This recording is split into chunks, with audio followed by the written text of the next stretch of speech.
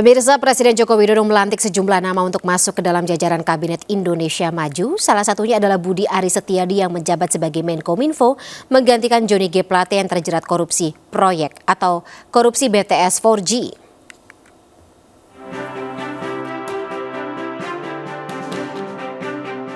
Menteri dan Wakil Menteri baru mengucapkan sumpah jabatan di hadapan Presiden Jokowi di Istana Senin pagi. Salah satu nama yang jadi sorotan adalah Budi Aris Setiadi yang dilantik menjadi Menteri Komunikasi dan Informatika, menggantikan Johnny G. Plate yang dinonaktifkan karena terjerat korupsi proyek BTS Bakti Kominfo. Sebelumnya, Budi Aris Setiadi menjabat sebagai Wakil Menteri Desa dan Pembangunan Daerah Tertinggal dan Transmigrasi. Budi juga dikenal sebagai Ketua Umum Projo Relawan Joko Widodo. Presiden Jokowi juga melantik Wakil Menkominfo yang dijabat oleh Nezar Patria yang sebelumnya menjabat sebagai staf khusus Menteri BUMN sejak tahun 2022.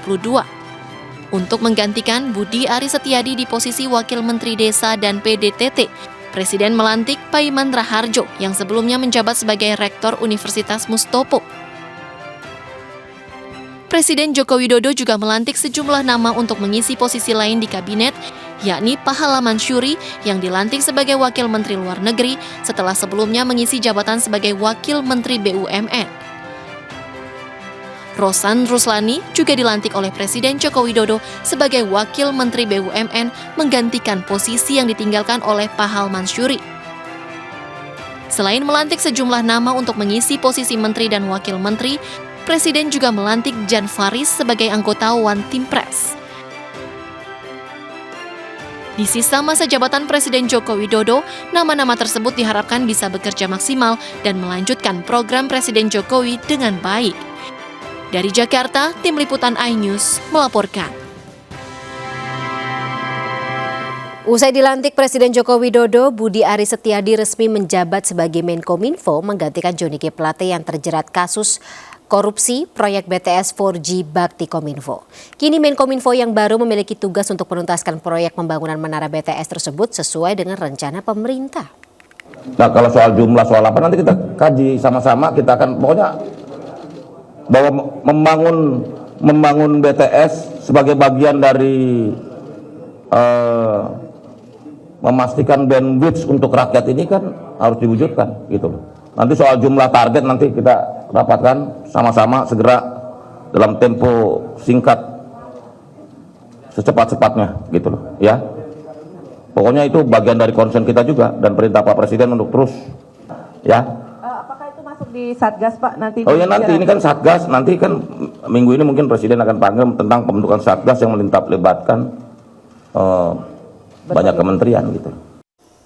Iya, nama Budi Aris sendiri tidaklah asing di kalangan pendukung Presiden Joko Widodo dan di dalam Kabinet Indonesia Maju.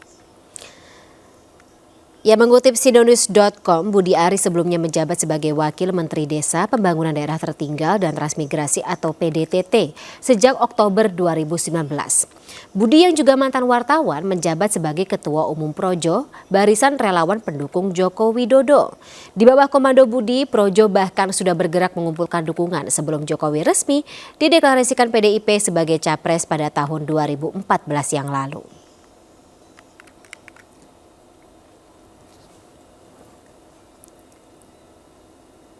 Tak jauh berbeda dengan Budi, Nezar Patria yang mendampingi Budi sebagai Wakil Menteri Kominfo merupakan mantan wartawan dan aktivis. Di era Presiden Jokowi, putra Aceh ini pernah menjabat sebagai staf khusus Menteri BUMN, Direktur di PT Pos Indonesia, dan Komisaris Utama di perusahaan swasta bidang outsourcing. Di dunia jurnalistik, Nezar pernah menjabat sebagai pendiri salah satu portal berita, wakil pemimpin redaksi TV, dan memimpin organisasi wartawan.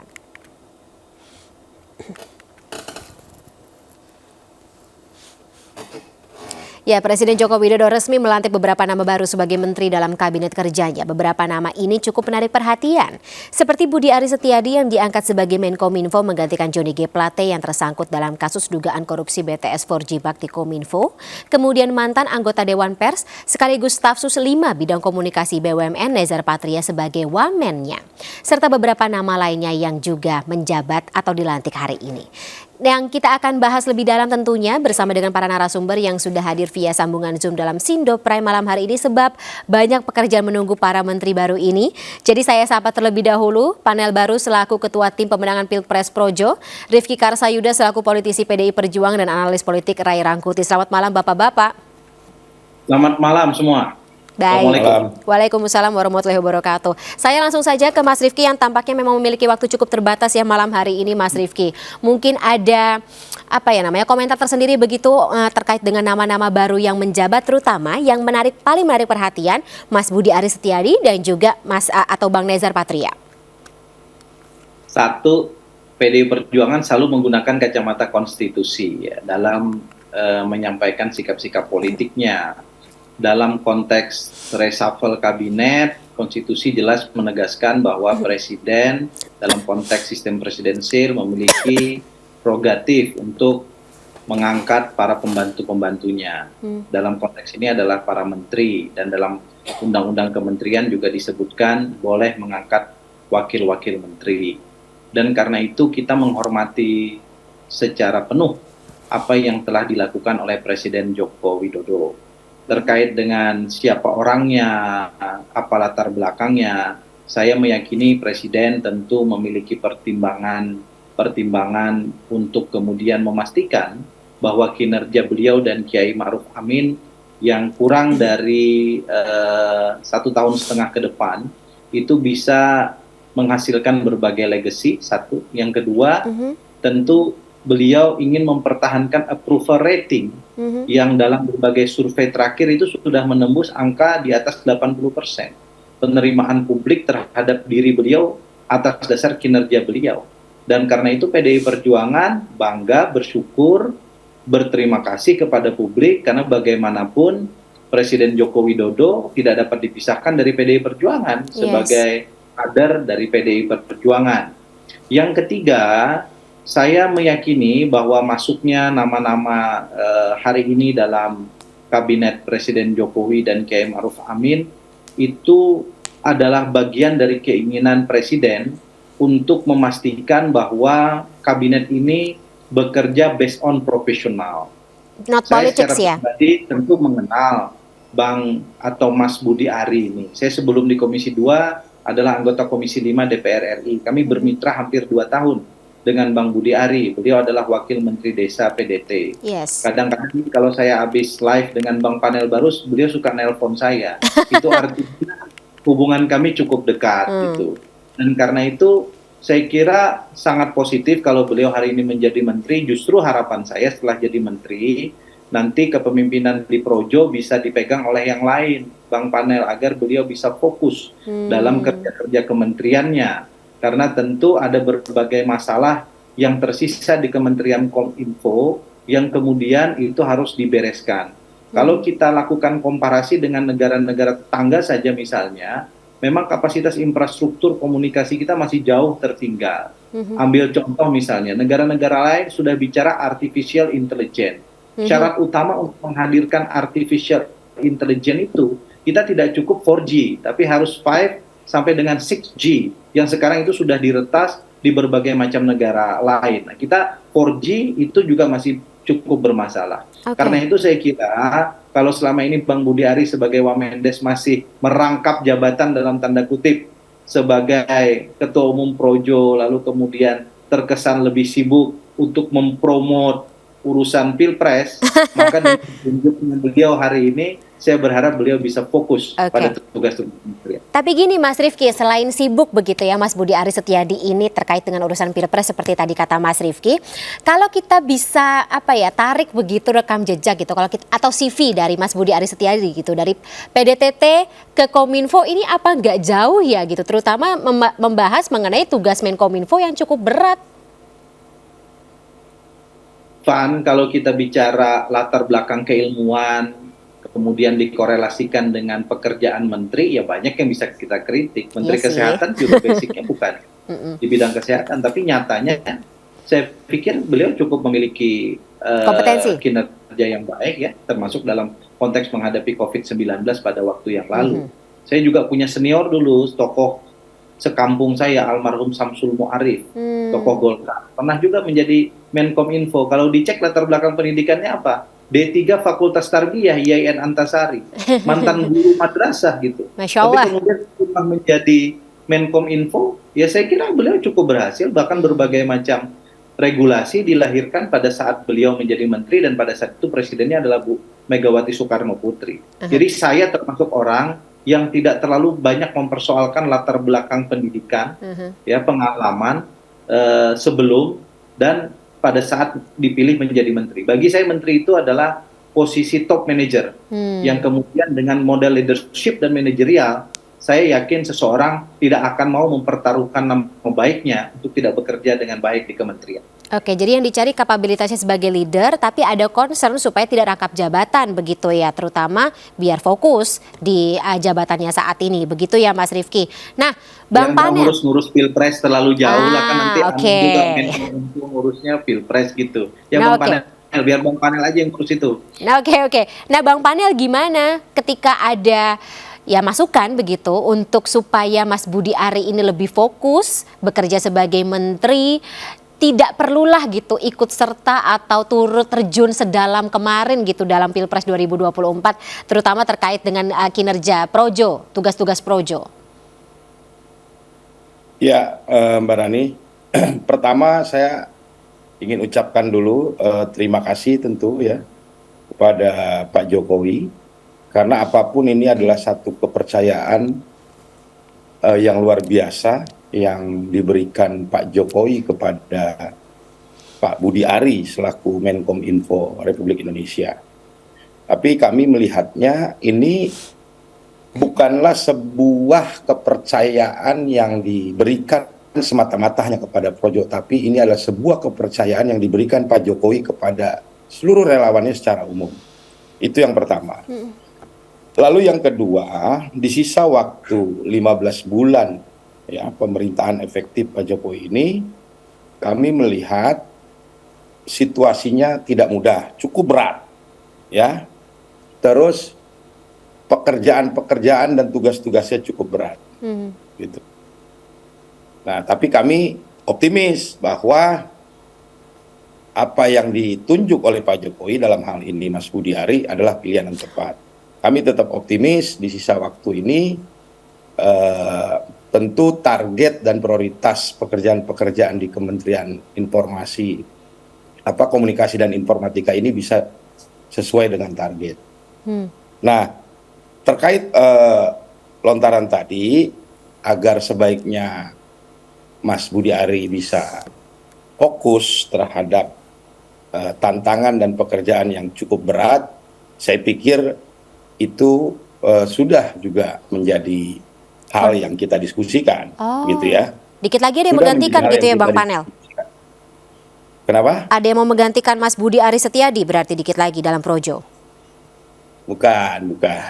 Jadi posisinya Mas Budi Ari tetap sebagai ketua umum, karena untuk mengganti posisi ketua umum itu kan di organisasi ada mekanismenya. Gitu. Tapi memang dalam konteks tadi merespon Pilpres dan segala macam yang disampaikan Mas Rifki, ada wacana di kita, ada gagasan dalam waktu yang cukup dekat ke depan kita akan membentuk sebuah badan ad hoc semacam badan pemenangan Pilpres Projo. Nah, sehingga semua urusan politik di wilayah politik Projo jadi itu tidak lagi menjadi concernnya Mas Budi. Saya pikir begitu. Oke, tapi gimana bagi waktunya atau ya memisahkan begitu antara kepentingan jelang Pilpres 2024 gitu, karena kita tahu banyak sekali mungkin narasi yang beredar, terutama kalau kita membahas arah dukungan Projo gitu, Projo Jawa Barat dengan Projo NTB saja berbeda begitu arah dukungannya. Bang Panel gimana? Ya saya pikir itulah ya dinamika di sebuah organisasi yang percaya terhadap demokrasi. Jadi bisa jadi kan satu daerah dengan daerah yang lain aspirasinya belum tentu sama gitu ya. Di Jawa Barat kemudian dalam simulasinya coba mendorong siapa, di NTB mendorong siapa. Saya pikir ini proses yang masih berjalan yang akan terus kita jalankan ya sampai seluruh kepengurusan provinsi bisa menjalankan konperda. Yang ujungnya nanti kita akan bungkus itu di satu mekanisme secara nasional yang kita sebut Rakernas gitu loh. Oke, dan menyatukan begitu mungkin ya arah atau ya nanti bagaimana seperti itu ya. Bang Rey. Ya, konperda ini kan ya. Oke, baik. Bang Rey silahkan gitu. Ketika kita bicara mengenai nama Mas Budi Aris Setiadi, kemudian juga Bang Nezar Patria yang notabene dulu juga pernah berada dalam lingkungan atau lingkaran BUMN, begitu lagi-lagi lingkaran yang cukup dekat dengan Presiden Joko Widodo sejak dulu. Apa yang mau kita tanggapi? Iya. Ya itu menyatakan bahwa kepentingan politik Pak Jokowi itu tetap ya terhadap projo ini tinggi gitu, sehingga ya dia menaikkan level pengurusnya dari wamen menjadi sekarang menterinya langsung kan gitu. Artinya ya projonya dengan sendirinya ya harus lebih dekat kepada Pak Jokowi gitu loh kira-kira. Mau jabatannya udah dinaikkan kok gitu, masa makin jauh kan enggak lah. Nah, kenapa Pak Jokowi menguatkannya? Karena kita lihat sekarang elemen-elemen yang menyebut dirinya sebagai relawan, meskipun menurut saya itu perlu kita koreksi ya kalimat-kalimat relawan ini, gitu, menjadi tulang punggung politiknya Pak Jokowi juga sekarang ini gitu. Dan sekarang kalau kita lihat dikit-dikit Pak Jokowi hubungannya dengan relawan, dikit-dikit, entah itu namanya projo, entah itu namanya apa yang kemarin, yang Pak Jokowi juga terlibat dan seterusnya itu gitu. Jadi ini sudah sebetulnya menjadi elemen politiknya sendiri Pak Jokowi gitu. Dan oleh karena itulah saya katakan ini perlu ya kita evaluasi kata relawan di dalam identifikasi identitas sosial dari yang namanya projo atau dan sebagainya. Sebab ini udah berubah menjadi entitas politik yang terlepas dari partai. Gitu. Lepas dari partai politiknya, kita bicara PDIP. Dengan partai. Bukan terikat dengan partai, terikat secara politik kepada orang per orang ataupun kepada organisasi partai lainnya gitu. Misalnya dalam soal siapa yang akan jadi calon presiden, itu projonya akan mengatakan tegak lurus pada apa yang menjadi kewenangannya presiden gitu. Loh, itu bukan relawan namanya dong. Relawan itu adalah meminta seseorang untuk dijadikan presiden, bukan sebaliknya. Menunggu presiden mengatakan siapa presiden kita dukung, itu bukan relawan namanya. Itu udah entitas politik yang meningkatkan dirinya untuk kepentingan politik tertentu gitu loh. Nah itu satu hal lah gitu. Nah ini apa yang kita lihat hari ini adalah menunjukkan kepada kita ya ikatan itu tetap ingin diperkuat oleh Pak Jokowi yang dengan sendirinya ya itu tidak mengindikasikan bahwa Pak Jokowi ini misalnya udah pro kepada PDI atau pro kepada Pak Prabowo belum tentu gitu. Nah cuma entitas politik ini perlu bagi Pak Jokowi justru dalam rangka yang melakukan politik keseimbangan seperti yang dilakukan oleh Pak Jokowi dalam beberapa bulan terakhir ini, yaitu menyeimbangkan kekuatan di satu segi kepada Prabowo, menyeimbangkan kekuatan di satu segi kepada Ganjar Pranowo gitu ya, dan salah satu alat kekuatannya itu adalah projo ini gitu, makanya ya presiden mengangkatnya gitu dan menunjukkan wamen, meskipun saya nggak ngerti juga ini wamen ini fungsinya apalagi untuk menteri Menko Pominfo ini, karena kerjanya juga sebetulnya nggak banyak amat kan. Itu kan kalau kita sebutkan, kalau kita dengar pidatonya presiden kan pertama menyelesaikan BTS 4G sampai ke seluruh Indonesia ya. Kedua soal database ya penduduk kita macam-macam dan seterusnya, itu yang menurut saya itu bisa difungsikan sebetulnya dengan elemen-elemen yang sudah ada di Menko Pominfo gitu. Nah itu dua hal. Hal yang ketiga, dengan bertambahnya posisi wamen di dalam kabinet Pak Jokowi dan adanya pergantian wamen segala, menunjukkan kepada kita banyak hal yang sebenarnya hingga saat ini belum sepenuhnya dicapai seperti keinginan Pak Jokowi gitu. Alias apa? Alias 4 tahun terakhir ini kita lalui dengan satu proses yang target Pak Jokowinya sendiri belum tercapai gitu loh kira-kira itu. Oke. Tapi tadi makanya mestinya mengevaluasinya itu jangan setengah-setengah semua aja. Ini kok kenapa di sini ada wamen? Kan asumsinya karena target-target yang dibebankan tuh nggak kecapai gitu loh kira-kira. Sebut saja misalnya soal BUMN ya, yang digantikan posisinya. Mengapa digantikan posisinya? Mengapa posisi wamennya diganti dan seterusnya? Ya karena itu tadi ada banyak target mungkin yang diinginkan oleh presiden, sementara menterinya udah sibuk nih urusan-urusan yang sama sekali nggak berhubungan dengan profesionalnya sebagai menteri. Ngurus PSSI lah ya, ngurusin apalagi katanya mau cawe-cawe soal pilpres, wapres lah macam-macam dan seterusnya gitu. Nah ini justru sebetulnya menunjukkan kepada kita ada bagian yang begitu ya apa namanya itu ya Harus katakanlah dievaluasi. belum tercapai, iya belum tercapai dengan sepenuhnya sehingga presiden membutuhkan wamen pada posisi-posisi yang menurut kita dalam konteks ya penyusunan struktur pemerintahan yang efisien dan efektif itu nggak dibutuhkan gitu. Mubazir. Ini kan sebetulnya agak bertentangan dengan apa yang dijanjikan oleh presiden dulu kepada kita yang menyebut bahwa akan menyusun anggota kabinet yang efisien, apa namanya itu ringkas ya, dan sebagainya. Ternyata begini besar kan, hampir banyak menteri-menteri kita sekarang yang memiliki wakil menteri gitu. Oke, baik. Ada beberapa poin menarik yang yang saya tangkap begitu dari pernyataannya Bang Ray Rangkuti tadi. Tapi saya ingin menggarisbawahi terkait dengan tadi keseimbangan yang ingin dicapai oleh Pak Presiden Joko Widodo gitu. Ini maksudnya apa sih? Siapa saya lagi nih? Iya dong. Tadi kan yang bicara mengenai keseimbangan Bang Ray. Ya keseimbangan itu artinya dalam bacaan saya Pak Jokowi ingin memastikan dua tokoh ini untuk maju ke putaran berikut, yaitu Pak Prabowo dengan Pak Ganjar itu. Nah oleh karena itulah hingga hari ini misalnya ya Pak Jokowi menyimpan rahasia beliau akan mendukung siapa gitu. Bahkan ke semua relawan-relawannya selalu ditegaskan jangan terburu-buru, jangan tergesa-gesa, ojo ke susu ya kan kira-kira gitu ya, dan seterusnya. Itu dalam rangka membuat politik keseimbangan, jangan sampai Ganjar lebih tinggi tapi saat yang bersamaan juga jangan Prabowo lebih tinggi, karena kemungkinan skenarionya dua-duanya masuk gitu ya. Mungkin nanti di putaran kedua lah Pak Jokowi akan menentukan siapa kira-kira yang akan didukung beliau gitu.